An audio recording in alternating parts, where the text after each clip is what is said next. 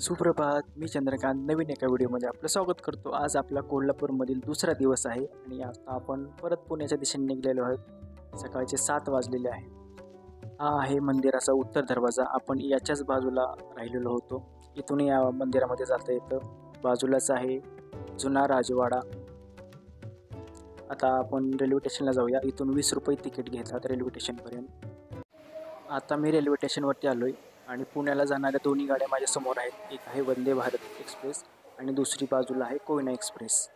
तर आपण कोयना एक्सप्रेसने जाणार आहोत आणि त्याच्या 10 मिनिटे अगोदर वंदे भारत पुण्याकडे निघणार आहे. आपण जर चॅनलवर नवीन असाल तर लाईक, शेअर आणि सबस्क्राईब करायला विसरू नका. आणि माझ्या पाठीमागे आहे आपली कोल्हापूर ते पुणे ही कोयना एक्सप्रेस. गाडी नंबर 11030. कोल्हापूरमधून सकाळी 8:25 निघते, तर पुण्यामध्येही 3:45 पोहोचते. 326 किलोमीटर इतकं अंतर आहे आणि तिकीट आहे 140 रुपये. साधारण आपल्याला 8 तास लागतील पुण्यामध्ये जायला. हे रेल्वे इंजिन बदलून आता या बाजूला लावलेलं आहे. काही वेळातच आपली गाडी निघेल. समोरून आपल्याला वंदे भारत एक्सप्रेस निघताना दिसते. अगदी 10 मिनिट या गाडीच्या अगोदर निघते. वंदे भारत 2067 आणि 3 हा नंबर आहे गाडीचा. कोल्हापूरमधून सकाळी 8:15 निघते, तर पुण्यामध्ये 1:30 पोहोचते. तिकीट आहे साधारण 1160 1160. वंदे भारत एक्सप्रेस सोमवार, गुरुवार आणि शनिवारी असते. तर पुण्याहून कोल्हापूरला दुपारी 2:15 निघते, तर कोल्हापूरमध्ये 7:40 पोहोचते. साधारण 5.5 तास लागतात आणि रविवार, बुधवार आणि शुक्रवारी असते. कोल्हापूर ते पुणे या मार्गावर डेमो पॅसेंजर पण धावते. ती सकाळी 5:10 असते आणि पुण्यामध्ये 1 वाजता पोहोचते.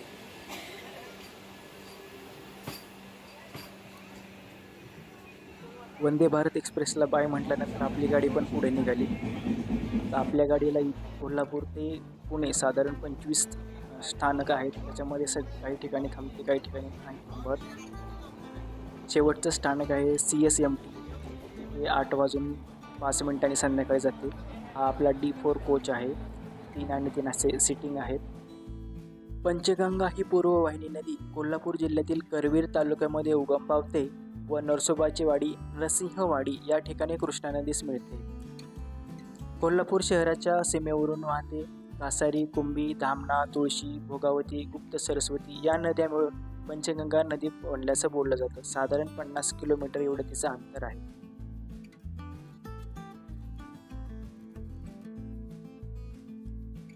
गुळ मार्केट, वळीवडे, रुकडी हे स्थानक सोडल्यानंतर आता आपली गाडी हातकणंगले या रेल्वे स्टेशनला आलेली आहे. या ठिकाणी गाडीचा टायमिंग आहे 8:47 इथे येते.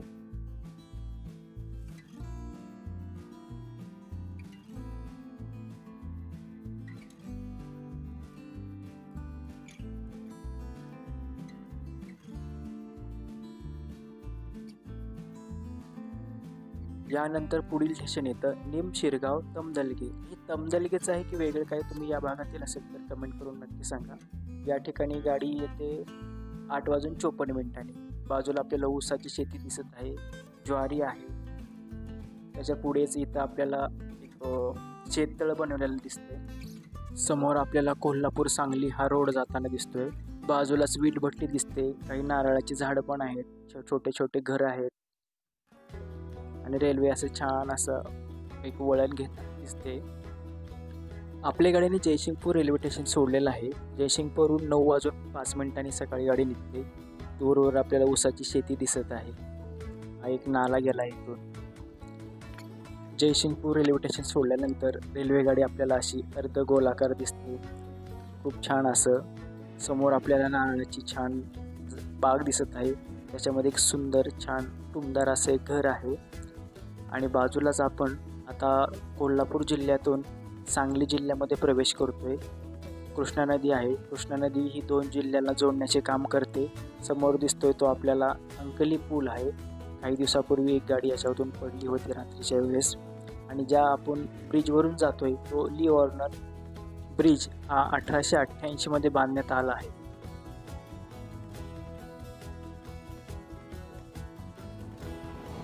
समोर वीटभट्टी आणि काही नारळाची झाडं दिसत आहेत. मला या ठिकाणी ना कोल्हापूर पद्धतीचे बंधारे बघायचे होते, पण मला जास्त काही पाहायला मिळेल नाही. कुठल्या भागात पाहायला मिळतील तुम्ही मला कमेंटमध्ये सांगा. पुढच्या वेळेस आपण बघूया. इथे ऊसाची शेती, काही पालेभाज्या दिसत आहेत आणि पुढे कुठलं तरी स्टेशन येत आहे. इकडे भरपूर नारळाची झाडं आहेत. मी 2019मध्ये केरळ, कन्याकुमारी तिकडे गेलो होतो. त्यावेळेस अशी नारळाची झाडं केरळमध्ये दिसायची. तिकडची आठवण झाली की नारळाची झाडं, खूप नारळाची झाडं आहेत तिकडे. हा रत्नागिरी सोलापूर हायवे असावा. आणि आता आपण मिरज जंक्शनच्या जवळ आलो असो.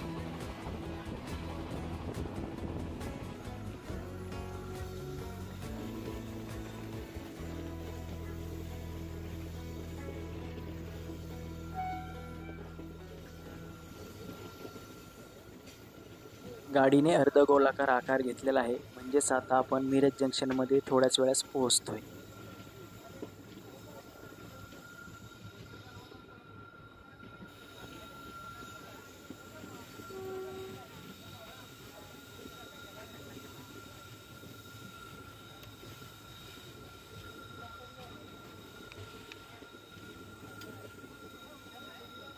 कोल्हापूर ते मिरज हे 47 किलोमीटर एवढं अंतर आहे. तिकीट आहे 45 रुपये आणि प्रवासासाठी वेळ लागेल 1 तास. आपल्या उजव्या बाजूला 2 रेल्वे मार्ग आहेत. एक आहे मध्य रेल्वे, तर एक आहे दक्षिण पश्चिम रेल्वे. बघा, आता आपल्या उजव्या बाजूला काही रेल्वे ट्रॅक दिसत आहेत. यातला एक मार्ग आहे तो सोलापूरकडे जातो, जो आपण काल आलो आपण पंढरपूर, सोलापूर, कुटवाडी तिकडे. तर दुसरा मार्ग हा जातो इकडे कर्नाटककडे, बेळगाव असेल, लोंढा जंक्शन, मडगाव, त्याचबरोबर वास्को द गामा. कोकण रेल्वेकडे जातो, धारवाड, हुबळी. समोर आपल्या मिरज जंक्शनचे प्लॅटफॉर्म दिसत आहेत. मिरज जंक्शन हे सेंट्रल रेल्वे मुंबईच्या झोनमध्ये आणि पुणे डिव्हिजनमध्ये येते. पुढं आपल्याला एक इंजिन दिसतंय.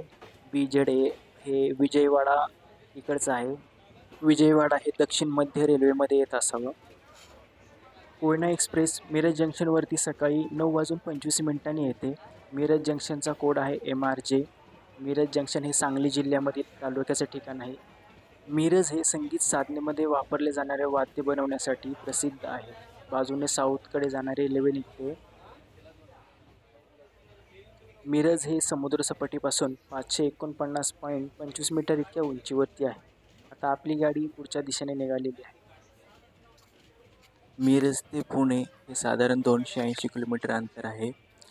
125 रुपये एवढं तिकीट आहे आणि प्रवासासाठी वेळ लागतो 7 तास. त्याचबरोबर सकाळच्या वेळी डेमो पण असते. 6:25 इथून डेमो निघते. मिरज जंक्शनवरती गाडीने काही वेळ विश्रांती घेतल्यानंतर आता विश्रामबाग या रेल्वे स्टेशनच्या दिशेने गाडी निघते.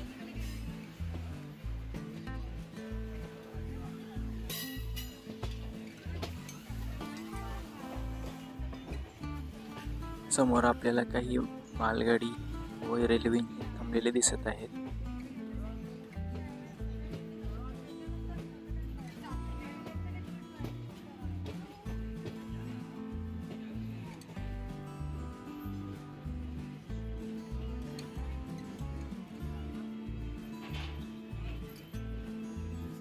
विश्रामबाग रेल्वे स्टेशन VRE 9:30 सकाळी या ठिकाणी गाडी येते. समोर आपल्याला काही जुन्या इमारती दिसत आहेत. पुढील स्टेशन सांगली आहे. सांगली हे जिल्ह्याचं ठिकाण आहे. सांगली रेल्वे स्टेशनचा कोड आहे SLI. या ठिकाणी 9:43 गाडी येते. सांगली जिल्ह्यातला RTO क्रमांक आहे MH10.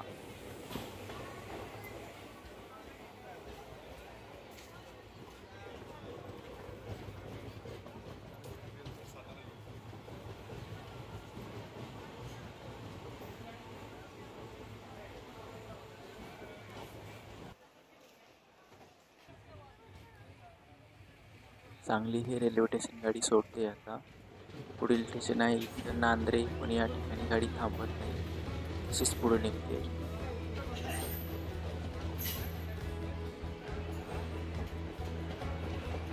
समोर आपल्याला रेल्वे स्टेशनची ही जुनी इमारत दिसते. ते खूप खाली गेले. प्लॅटफॉर्म दरवाजाच्या वरती आलेला दिसून येतोय आपल्याला.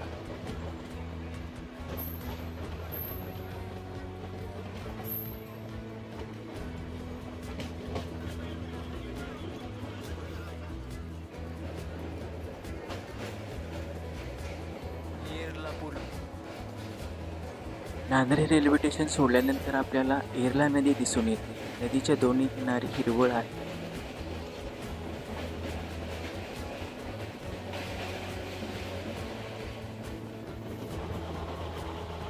समोर आपल्याला ऊस, हळद आणि नारळाची शेती दिसून येते. काल थोडा पाऊस होऊन गेलाय रात्री.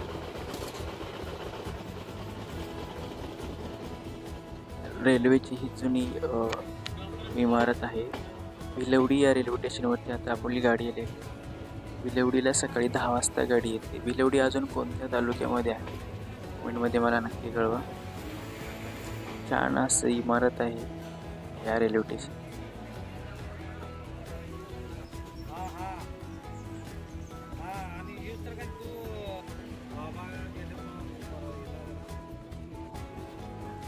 आता आपली गाडी किर्लोस्करवाडी या रेल्वे स्टेशनवरती आलेली आहे. कोड आहे KOV.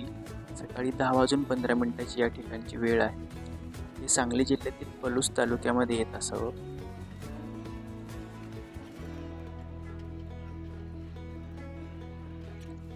किर्लोस्करवाडी या रेल्वे स्टेशनला पण आपण बाय म्हणूया.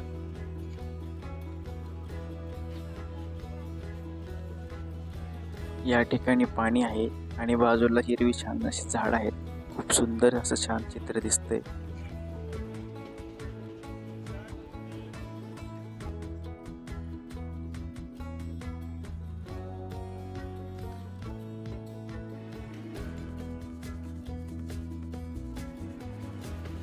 आता आपली गाडी कराड या रेल्वे स्टेशनवरती आलेली आहे.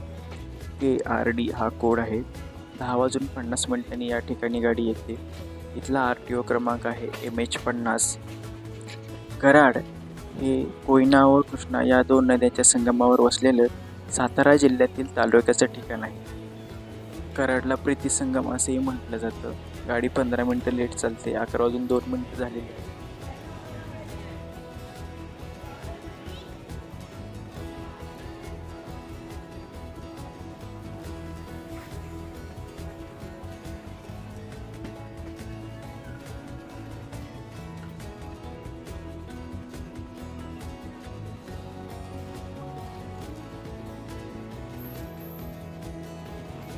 या भागामध्ये ऊस, हळद, अद्रक अशा पिकांचं उत्पादन घेतलं जातं.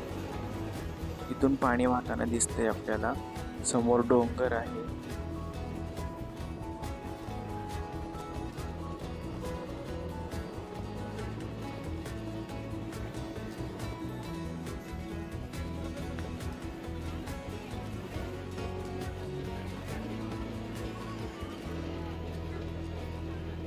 या ठिकाणी नदीवरील रेल्वे पुलाचं काम चालू असल्याचं दिसून येते आपल्याला.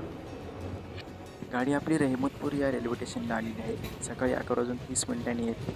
इथे एक मराठी प्रसिद्ध उद्योगपती आहेत. कोण आहेत तुम्हाला कमेंटमध्ये नक्की कळवा. रहमतपूर नंतर आता आपली गाडी कोरेगाव या रेल्वे स्टेशनला आलेली आहे. कोरेगावचा रेल्वे कोड आहे KRG. या रेल्वे स्टेशनवरती या गाडीची वेळ आहे सकाळी 11:45 आहे. काही प्रवासी उभे आहेत. त्यांना घेऊन आपण पुण्याकडे जाऊया. वसना नदी ही साधारण 50 किलोमीटर एवढी वाहते. सातारा जिल्ह्यातील मंगळापूर या तालुक्यामध्ये उगम पावते आणि कृष्णा नदीस मिळते.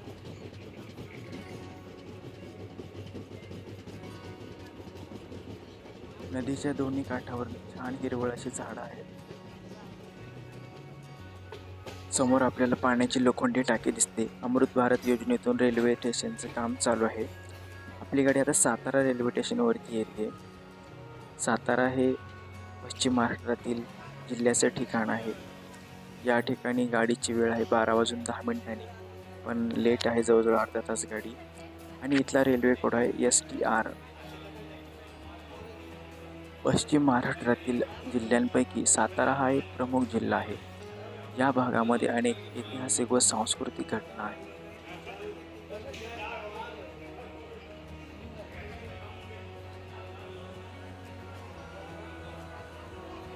सातारा शहर पाहण्यासाठी पुन्हा कधीतरी आपण येऊ या आशेवरती आता पुढे जाऊया. या रेल्वे स्टेशनला गाडी थांबत नाही. काय तो डोंगर, काय ती झाडी, काय ते हिरवळ, सुंदर असा नजारा.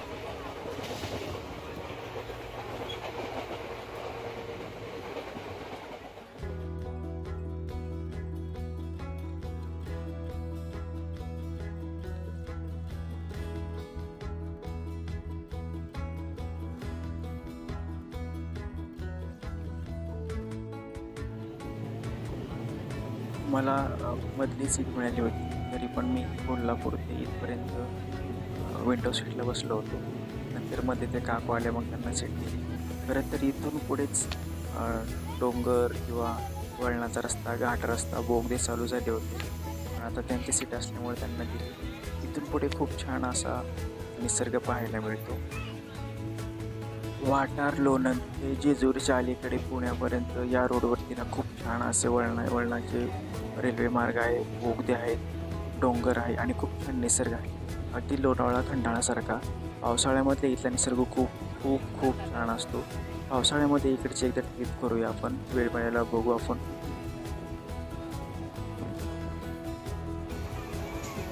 आता आपण जेजुरी रेल्वे स्टेशनच्या जवळ आलो आहे. समोर आपल्याला जेजुरी मंदिर दिसतंय, खंडोबा मंदिर.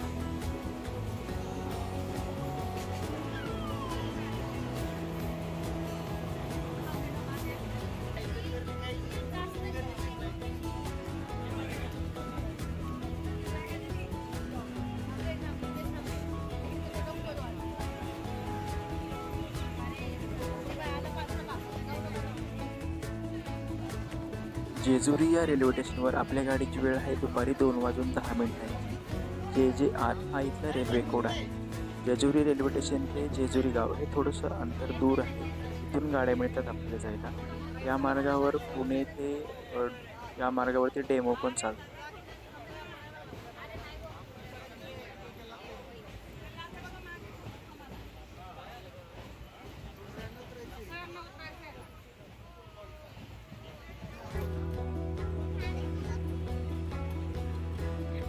छान असा निसर्ग सौंदर्य, डोंगर आहे, त्याच्या कुशीमध्ये अशी छोटी छोटी शेती केलेली आहे.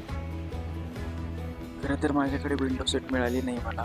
वाटार, लोणंद इथून पुढे ना खूप छान असा निसर्ग आणि डोंगर, बोगदे चालू झाले होते. तो असं तर मी तुम्हाला आणखी छान असा निसर्ग दाखवला असता. परत कधीतरी बघूया आपण.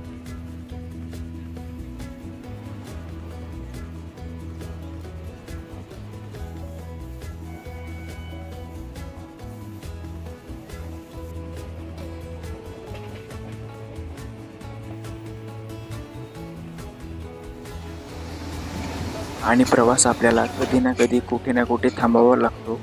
गाडीने आपल्याला सांगितल्याप्रमाणे पुणे रेल्वे स्टेशनवरती आणून सोडलेलं आहे. काही वेळातच आता आपण जंक्शनवरती येतोय.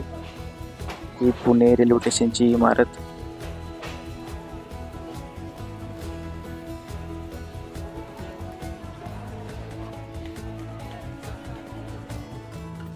पुढून आपल्याला मेट्रो रेल्वे जाताना दिसते. आता मी उतरलेलो आहे, तर थांबूया इथे. व्हिडिओ आवडला तर नक्की लाईक, शेअर आणि सबस्क्राईब करा. भेटूया पुन्हा एका नवीन व्हिडिओमध्ये.